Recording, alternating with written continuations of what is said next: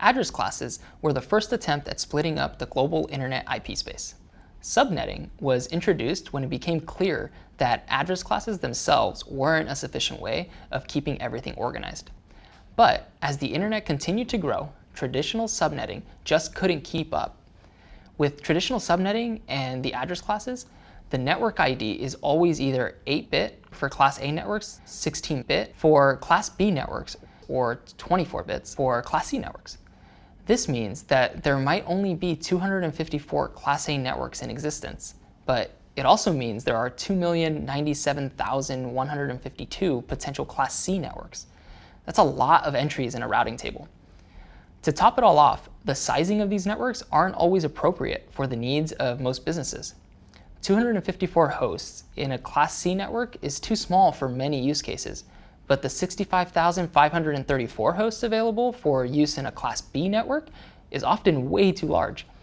Many companies ended up with various adjoining Class C networks to meet their needs. That meant that routing tables ended up with a bunch of entries for a bunch of Class C networks that were all actually being routed to the same place.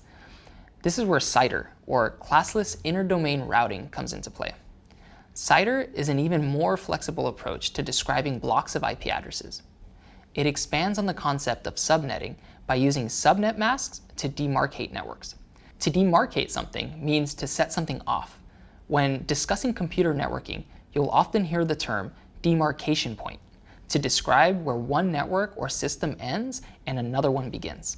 In our previous model, we relied on a network ID, subnet ID, and host ID to deliver an IP datagram to the correct location. With Cidr, the network ID and subnet ID are combined into one. Cidr is where we get the shorthand slash notation that we discussed in the earlier video on subnetting. This slash notation is also known as Cidr notation. Cidr basically just abandons the concept of address classes entirely, allowing an address to be defined by only two individual IDs. Let's take 9.100.100.100 with a net mask of 255.255.255.0. Remember, this can also be written as 9.100.100.100/24. In a world where we no longer care about the address class of this IP, all we need is what the network mask tells us to determine the network ID. In this case, that would be 9.100.100. The host ID remains the same. This practice not only simplifies how routers and other network devices need to think about parts of an IP address, but it also allows for more arbitrary network sizes. Before, network sizes were static. Think only Class A, Class B, or Class C, and only subnets could be of different sizes. Cidr allows for networks themselves to be differing sizes. Before this, if a company needed more addresses than a single Class C could provide, they'd need an entire second Class C. With Cidr, they could combine that address space into one contiguous chunk with a net mask of /23, or 255.255.254.0. This means that routers now only need to know one entry in their routing table to deliver traffic to these addresses instead of two.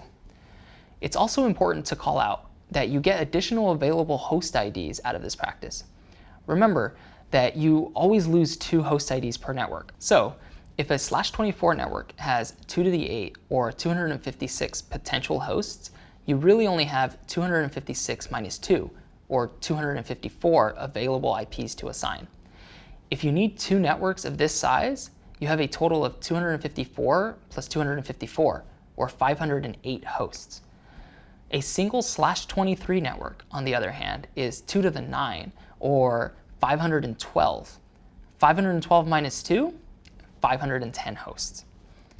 Take a second and lock that into your memory. Then when you're ready, we have a short ungraded quiz for you before we move on to routing in the next lesson.